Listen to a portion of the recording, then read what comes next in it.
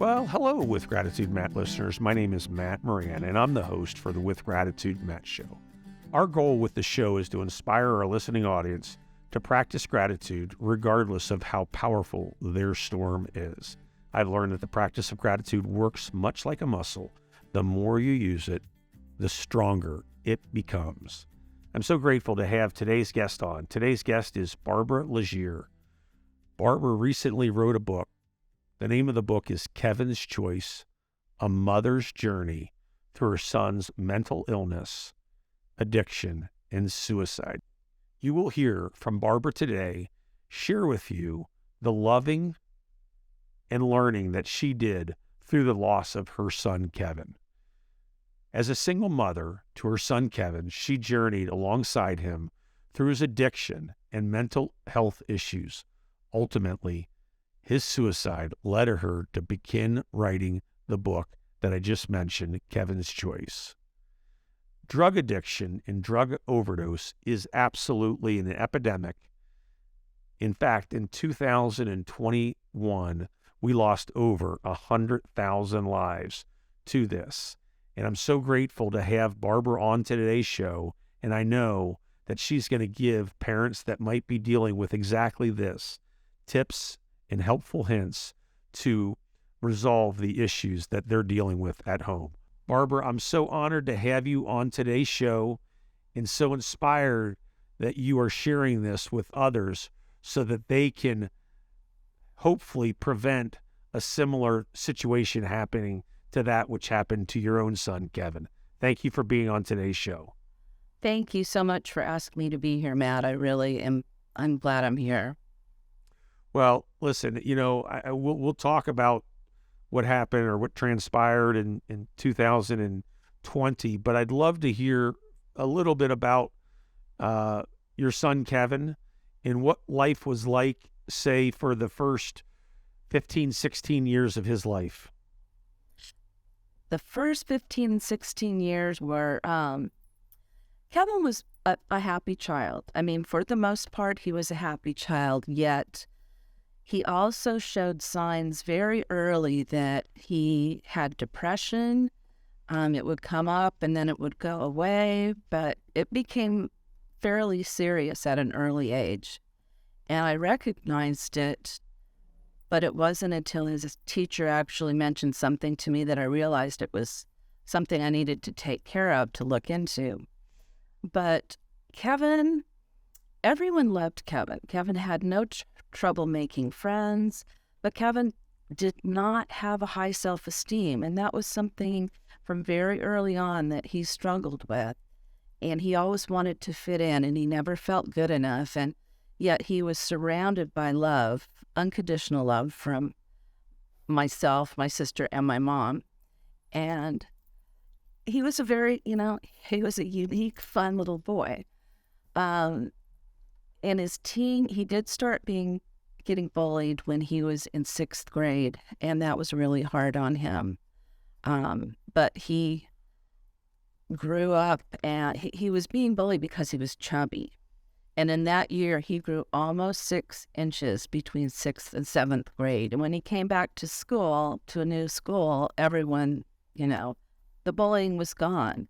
And he started to feel good about himself for the first time in a really long time. But it was fairly uneventful up until he started using drugs. How did you, roughly at what age did he start using drugs? And I guess how did you find out that he was using? He started experimenting like a lot of high school kids do. When he was 15, he drank beer a few times, smoked pot a few times. But he had met some older kids that he really wanted to be friends with, and they had offered heroin to him. At this time, he was 17. And he said yes the first time that they offered, and he shot up the first time, which is extremely unusual. Most people start by smoking heroin. And the way I found out was he actually came to me one night and told me what was going on. My sister had gone to pick him up because he said, I can't drive.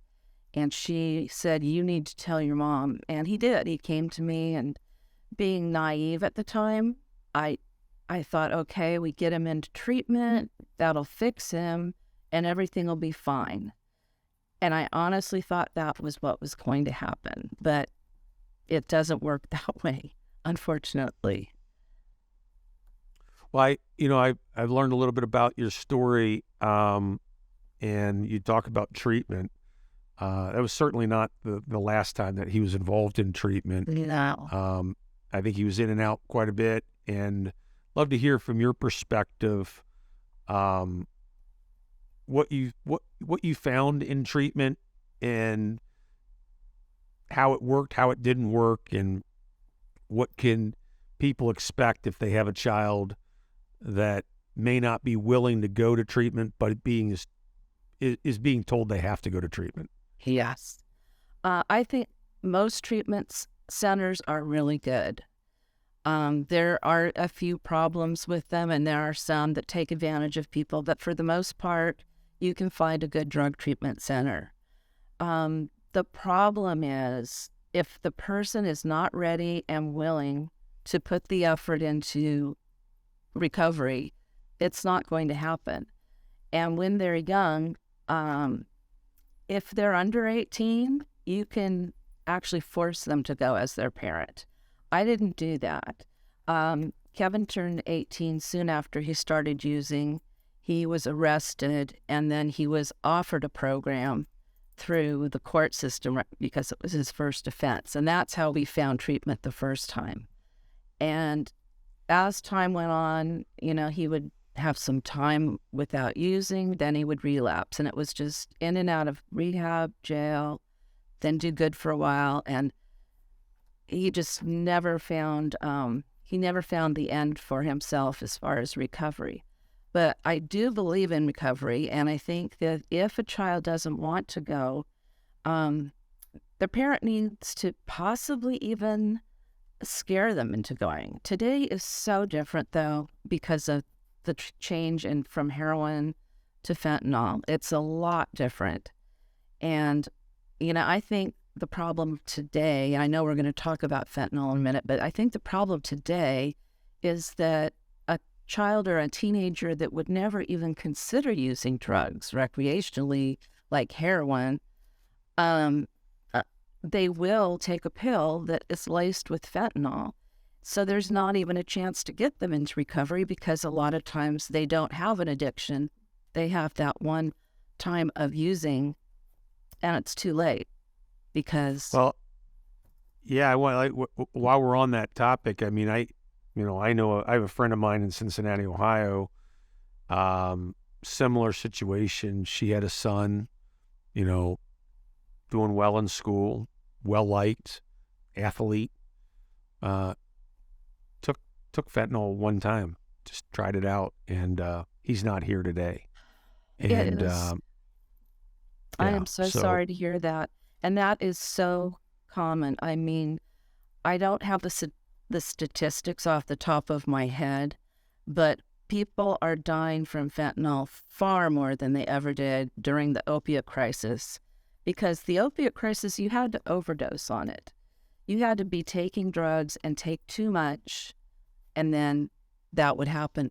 But now you don't know you're taking it. And I want parents to scare their children, to scare them to the point that they won't take a pill that wasn't prescribed to them. Because it's everywhere. Well, it's interesting because I know a little bit about recovery just through friends and close friends, family members, whatnot, that have, been through 12-step program. And, I hear many of them talk about you don't get sober until you hit rock bottom. And the problem with drug like fentanyl, I mean, you could be just a remarkable, upstanding human being, noble citizen, and put something bad in your mouth, and your bottom is death. Yes. So what do we do as parents? And I mentioned on the front end, we've got, 11-year-old, 10-year-old, friend of mine's DEA agent, a long time. And he said, you start young and younger than our kids, but I'd love to hear your perspective on when the right time is to start educating them on the risk associated with one bad choice. Oh, absolutely. Before that, I just want to throw in that someone addicted to opiates or heroin is often an upstanding citizen as well. And a lot of people were getting hooked on heroin after taking narcotics that were prescribed for pain, like in an accident or a sports injury. And it was just a complete epidemic of that. Kevin was on the other side of that. He was using the drug knowingly and he wanted to do it. But it just became, I believe that the rock bottom for a heroin addict is also death. You can't let someone go that far. You have to intervene. But your question, I think parents have to start talking to their kids, and this is so sad that it has to be this way. But at your children's age, I would say between 9 and 11, start that talk. And there's so much information out there now that you can get off the internet. There's so many good websites that you can print materials, and they will tell you how to speak to your children. I think they're doing a better job of advertising it on TV, and I've seen old billboards and things showing, the results of fentanyl death, and it scares people because it should. I mean, I think we need to scare them because it's such a reality. I can't even count how many moms I know that have lost their child this way, and from early ages on up to in their 30s or 40s. Are you familiar with the Al-Anon program at all? I did go to Al-Anon for several years. Yeah, that I would. So for those that aren't familiar with Al-Anon, that's my understanding, Barbara, is and correct me if I'm wrong. It's essentially for loved ones or close friends of addicts to essentially learn the best ways to manage that situation and no longer be call it I don't lack a better word, an enabler.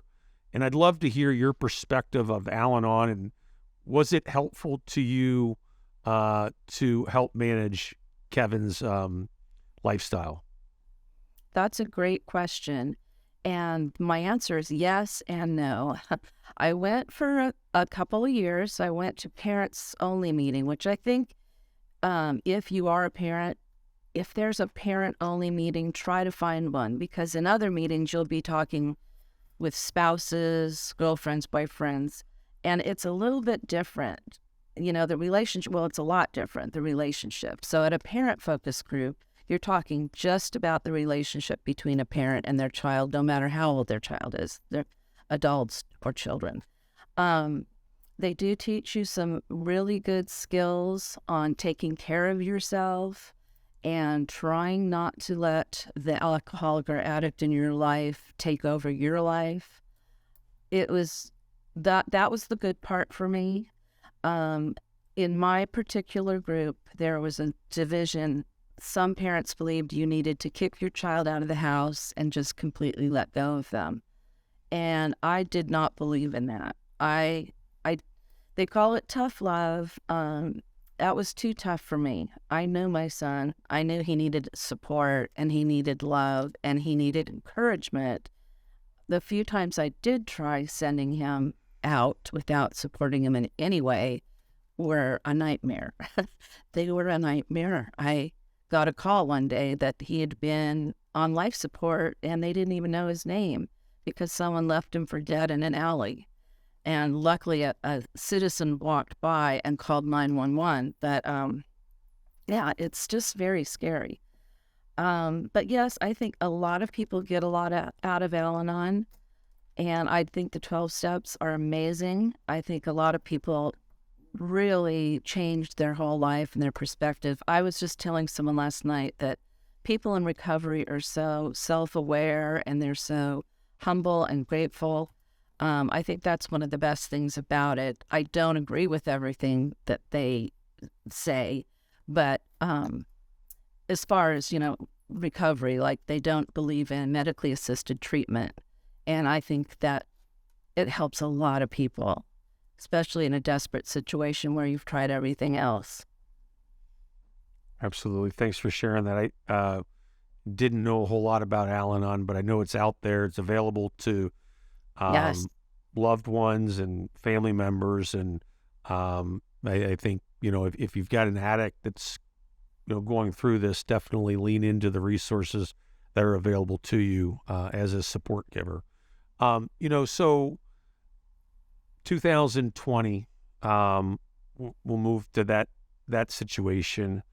And what do you recall about the day that Kevin took his life? And just if you could share with our listening sure, audience the grief period that you went through after Kevin's loss. sure. Kevin had been preparing me or trying to prepare me for years that he was going to end his life. He was so depressed and hearing voices, and he could not stop using drugs. The morning that it happened, I heard him crying in his room. He was 29 at the time. And I went in there and we had a familiar conversation, and he ended by saying, "Mom, I'll never be able to stop doing drugs." We hugged and talked a little bit more, and then I went downstairs, and within 15 minutes, I heard a gunshot coming from his bedroom. And I knew my life had just changed forever. And yes, I went upstairs and saw him. And your life does change forever when you lose a child. It doesn't matter how you lose them. But I think there's stigma attached to suicide, so that made it difficult. Throughout the years, and I still do today, hear some pretty negative things about it, like how selfish. I don't believe it's selfish in most situations. I mean, it may be in some, but generally speaking, it's not selfish. It's their last hope to get out of the pain that they are in. And fortunately for me, I already had a grief support group in place when Kevin passed away, because I'd lost someone to overdose who was like a son to me 7 years before Kevin. So for 7 years, I'd been going to a support group for parents who have lost someone to overdose, and then they allowed me when Kevin passed, of course.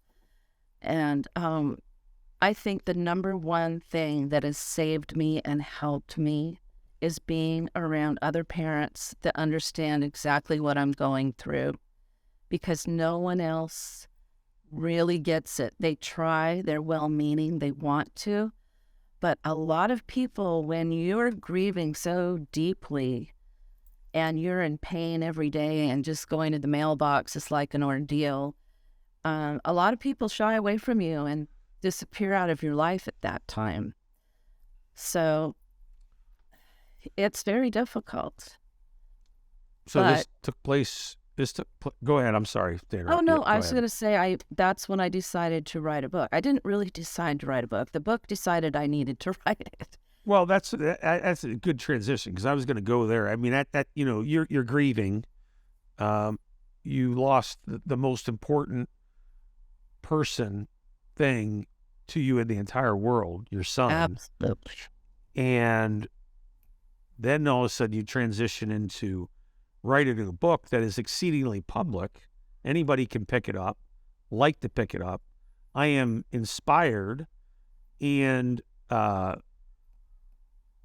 uber impressed that one of the goals of you writing this book is to help other people, prevent them from having to go through the pain that you've had to go through. But really, okay, you mentioned that you were led to reading this book.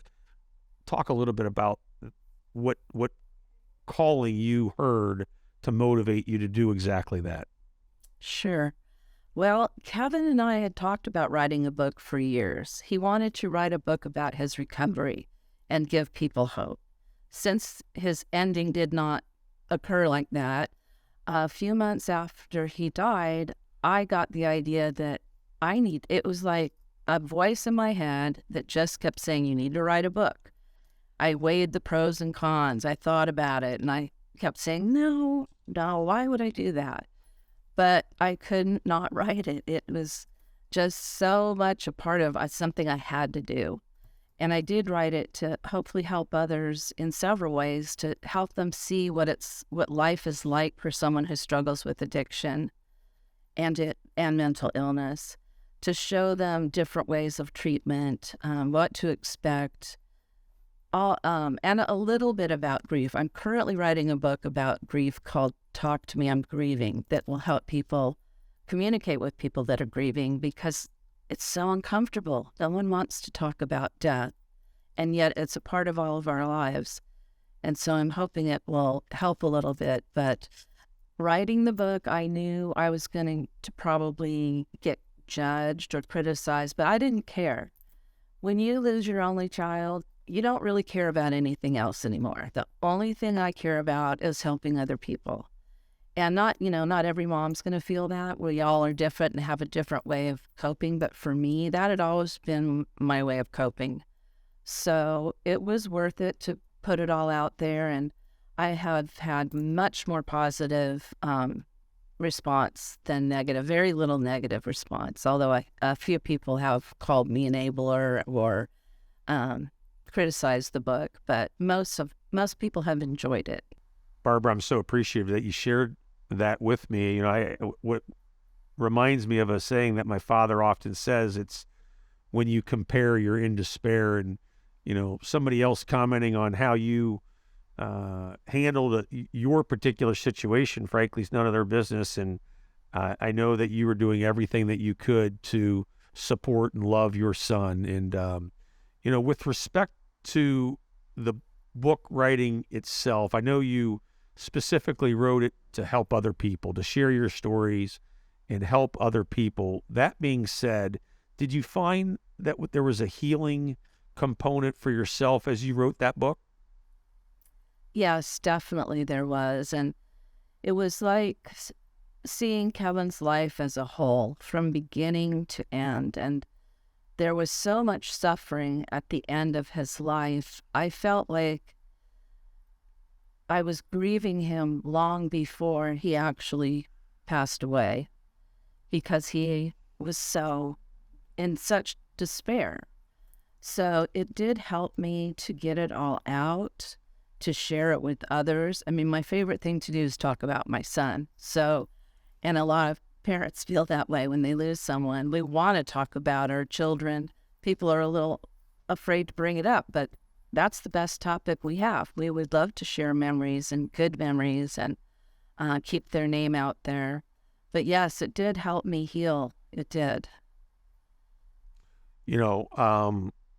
Not only are you helping others better manage their particular situation with their children, I know you're saving lives. What does it mean to you as you think about, or just even consider the thought about saving somebody else's son or daughter? What does that mean to you?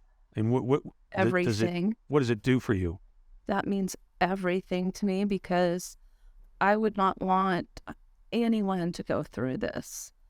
It is the most difficult thing you can imagine. And to prevent someone from walking down that road, or to help someone that does have deep depression and anxiety seek treatment, to stop them from even going there means so much to me. But to stop them and from ending their life, that means the world to me.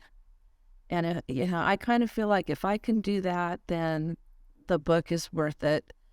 Everything I went through to write it is worth it. And that's what I do now. I personally get my satisfaction out of helping others. I found a way to do that through a volunteering thing. And that's just all that really matters to me. Because I know there's so many broken hearts out there. There's so many addicts struggling. There's so many teenagers that want to experiment. And I think every single teenager needs to know that they're risking their life. When I was growing up, we experimented with everything, but we weren't risking our lives. None of my friends died. Nobody died back then, unless it was a drunk driving accident. But today's world is awful. I mean, I feel like we're losing a generation. I really do. When I see the numbers and the ages, it's incredible. It's just so horrible. It's over 100,000 deaths a year because of this. Yes. So it's only going up. Yes. We have to stop it. Well, keep doing what you're doing because you are making a difference. I talk a lot about those that have listened to my show in the past. We talk about paying attention to how you're feeding your mind, your body, and your soul. I'm a big believer that your soul lives on. Your body might pass on. Just curious from your perspective, since 2020 to today, that Kevin's physical body's no longer here. Have you seen any signs of him from a spirit perspective, or Kevin's soul still living here today? And if so, I'd love to hear a little bit about that. Yes, absolutely. And I believe that too. And when I was standing there, a lot of people say, how could you see that sight? It must be so traumatic. I'm glad I was there. I am glad I was there because I felt like his soul was exiting his earthly body, but it still existed. And I got to be there for his birth and for the moment that his soul was released. But I've gotten so many signs from him and so many quirky little things that happen and some really obvious things that happen. The main way I know he's still around me is that I can feel him sometimes. Like right now, I'm feeling him telling me that he is proud of me. And sometimes I hear his voice as if like he was just walking past and say, hey, Mom. And he'll just say it like, I'll hear it as if he were still here. I heard from someone that people can send messages to you like an electronic way, like turning a light on or off. I don't know what your thoughts are on that, but that's happened to me several times. One time the radio came on, played a song, and then it turned off without me touching it. And I was shocked. And the song was Knocking on Heaven's Door, which was even more shocking. Wow. Yeah. But that has happened. The TV will turn off and turn back on. I feel that he's around. I talk to him all day. In some ways, I love him even more because I look at his life and I see that I believe he's no longer suffering. I believe his life had a purpose. And I know that he's okay now. It's kind of like, I know he's safe. He's finally safe, but he's still with me. It's still very difficult, but that does bring me comfort, and I'm grateful for that. I know you did during his years of addiction, you were doing everything that you possibly could do to get him well. I'd have to imagine there are probably periods of you thinking about situations that maybe you think, God, what if I did this? What if I did that? How did you prevent yourself from blaming yourself for the choice that Kevin made? That's a really good question. And I had an extra blaming myself because he used my firearm. So I had to figure out, how do I forgive myself? Or I knew I would just be torn apart for the rest of my life. And emotionally, it was very hard at first. So what I did was I really thought about it logically. And I had to get my heart in line with my mind and realize that I did everything I could. I did absolutely everything I could. And I say this to other parents as well when they feel like, oh, what I should have done more. I should have done different. If you love your child and you do everything you know possible, you did your best. And there is nothing else you could do because we all make mistakes. And if you made that mistake in love, it's not really a mistake. It just didn't work. And in love. Yeah. Yeah. So I just have to be grateful that I had Kevin in my life, and I can't blame myself, or I wouldn't be able to get out of bed in the morning. I think it's common, but something definitely a parent should never have to blame themselves. Absolutely. Absolutely. As I just sit here listening to you talk, I can't help but notice the artwork behind you. Could you share with our listening audience a little bit about the pictures that you have behind there? Sure. The first one with the blue background, that's a picture of Kevin. And the other one is a picture of Anthony, a young man that I lost to overdose prior to losing Kevin. And they were very close. Anthony was like a son to me. They had a friend, a mutual friend, who kept in touch with me after Anthony passed. And then he just happened to be in prison when Kevin passed. He asked me to send him a photograph of both of them. I didn't know why, but there's a lot of really great artists in prison. They spend so much time with their craft. He had someone paint a portrait of them based on the photos I gave them, and he sent them to me. So that's beautiful. Yeah, It really is and beautiful. he's out now, and he's doing excellent. And I see him and his girlfriend often, and he's like the closest connection I have to my boys because he knew them both. We can talk forever about stories and funny things that happened. Must be nice to have them. You know, Yes. as we wrap up, Barbara, I asked my guest a similar question, but your biggest hurdle that you've had in life is quite obvious. And I'll ask it a little bit differently. If you think about the life that you had with Kevin, the 29 years that you had, in the call it the 13 years that you dealt with him being an addict, is there anything along those 13 years that you can say that you're truly grateful for having Kevin in your life during that difficult time? Or is there anything that you would have given up as a result of that particular situation? Or is it just that you touched on it earlier, you're grateful to just have Kevin? And I'd love your perspective on gratitude and the life that you had with Kevin and how they're intertwined, if at all. They're completely intertwined, and I am so grateful that I got to be Kevin's mom because I look at him and I see how hard he tried. I see his generosity.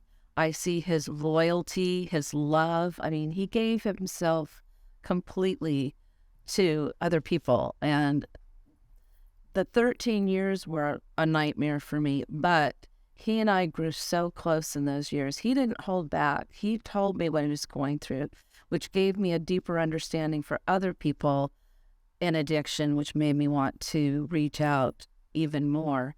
And I would have given anything. In fact, in my book, I said, if I could have cut off a limb to save him, I wouldn't even have thought twice. I would have cut off a leg or an arm if that would have saved him out of what he was going through. Unfortunately, that doesn't work. But yes, I would have given anything to stop his suffering and give him a chance at a future.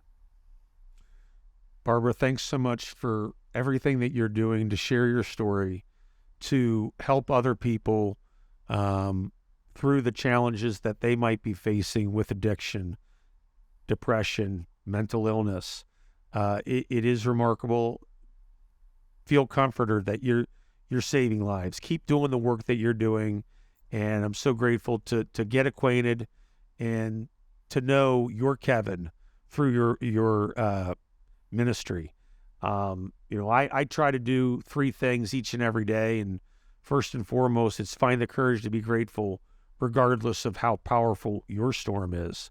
Secondly, pay attention to those you're with. Pay attention to those you're with, because you'd be amazed at the gifts that are right in front of you. And if you're not present to those, you'll miss God's gifts that are right in front of you. And lastly, pay attention to how you're feeding your mind, your body, and your soul. Today's guest was my new friend, Barbara Legere. Barbara, it's such an honor to have you on today's show. If today's show inspired you in some way, shape, or form, share it with others, comment on it, and subscribe to the With Gratitude Matt Show. Until next time, with Gratitude Matt listeners, find the courage to be grateful. Godspeed, my friends.